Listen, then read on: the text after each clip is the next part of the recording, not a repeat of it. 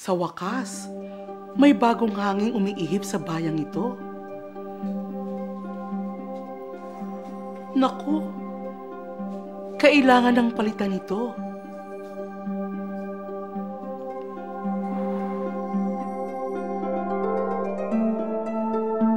Now begins a new era. Is this good or is this bad? Naku, talagang mahirap sagutin yan. Maulap ang hinaharap. Ayaw magpakita ng future. Ganyan talaga. Ang sabi nga ni Shakespeare, the time is free. Malaya ang panahon. Kahit sino pwedeng umagaw nito. Congratulations! Panalo na tayo mabuhay ang Pilipinas! Sa wakas, nakamit na natin ang simula ng pinapangarap nating pagbabago. Narinig na rin ang tinig ng taong bayan. Yahoo! Oh, hindi ba? Kahit nga kami mga OFW ay nandun sa abroad ba, nakaboto rin kami, no? Bah, marami pa rin yata sa amin ang talagang nagmamahal sa ating bayan. Celebration! Napatalsik na natin ang pinaka-reyna ng Curaco. Buhay ang demokrasya! Congratulations to you, to you, to you, to you, to you, and every Filipino! Yahoo! Oh, bakit parang siya lang ang masaya? Hindi ba nakamit na natin ang unang hakbang para sa pagbabago? Nandito na, ayan na, ang simbolo ng ating pag-asa. Magsaya! Oo nga, talsik na si Pandak. Panalo na tayo. Enjoy na! Ma'am,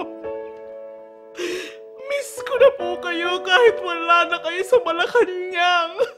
Kaya po nang sabi na nga po ninyo, you will be my president forever. Amen. Amen. Amen. President forever? Cheng, patawa ka? Ikaw na ang maging midnight appointee.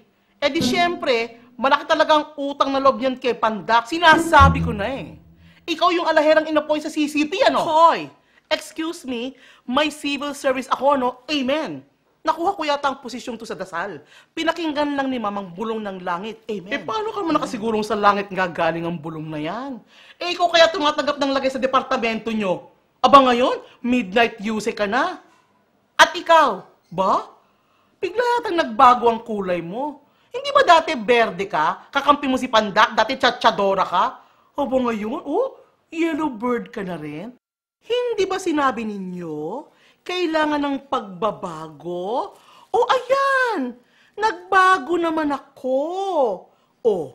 Kayo nagsabi, kailangan pakinggan ang tinig ng taong bayan. Di nag-eleksyon tayo. Nanalo pa rin ako. Magkano naman ang binayad mo sa mga pobreng butante ng distrito mo? Ang aasim ninyo naman. Gutom ang taong bayan. Kaya pag binigyan mo ng tag-500 ng mga yan ang tunog ng demokrasya. At saka ngayon, hindi na kami nag-iisa. Nagsulputan na ang mga black asshole sa Kongreso. Magkakasama na kami ngayon ng mga Marcos at ng mga Arroyo. Mabuhay si Noy Noy! Noy, Noy, Noy, Noy! Hindi na kami nag-iisa. Madami na kami. Ito rin ang tandaan ninyo. Hindi nagtatapos ang demokrasya sa eleksyon lang, ano? Nakatutok pa rin kami sa gagawin nyo dyan. Ano bang magagawa ng bagong presidente nyo, ha? Tanggapin nyo na mga ineng na ang pagbabago sa bayang ito ay pagbabago lamang ng kulay ng damit. Hala! Uso ang dilaw? Sige! Nagpabili ako ng dilaw na bra, dilaw na panty, pati dilaw na wig. Hindi na nga ako nagsisipiliw para pati ngipin ko, dilaw na rin. Kaya pala simbaho ng kalooban mo ang hininga mo. Pag natupad ang chacha next year, umanta kang pulubi ka! Subukan nyo lang!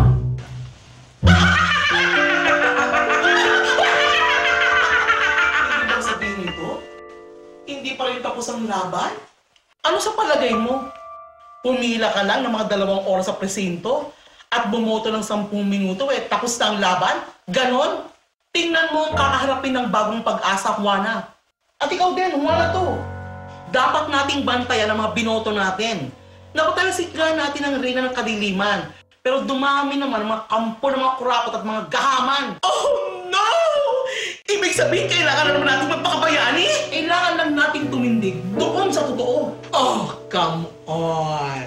Malaya pang panahon. Marami pang pwedeng mangyari. Ang labok na ito ay malinis pa. Ililista dito ang mga bagong administrador, mga miyembro ng bagong kabinete.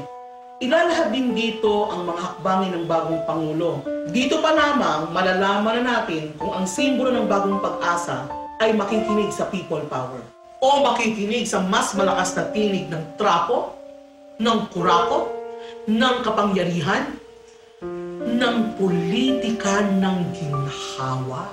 Ibig sabihin, lahat ng pinaghirapan natin, ganito lang pala? Hindi naman.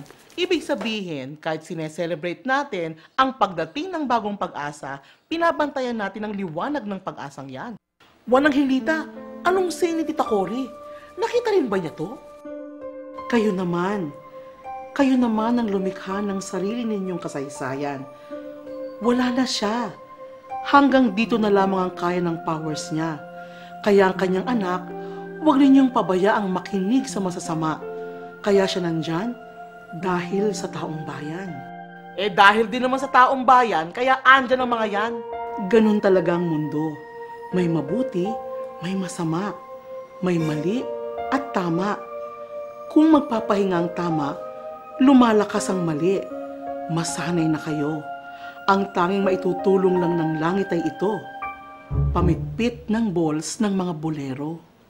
Oh, pagod na ba kayo? Round 1 pa lang ito. Ang round 2, mas magulo. Kaya pa kita! Napatalasik namin ang kadiliman sa round 1. At sa round 2, kayo naman. Dahan-dahan. Basta walang aayaw.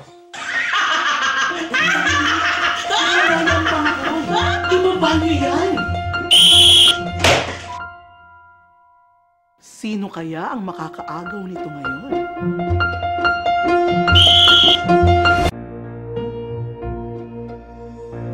Hindi nagtatapos sa eleksyon ang demokrasya. Sa loob ng susunod na mga taon, tungkulin mo bayan na bantayan ang binoto mo. At pag lumabas ang madilim nilang kulay, isigaw mo, "Hoy! Umayos ka!"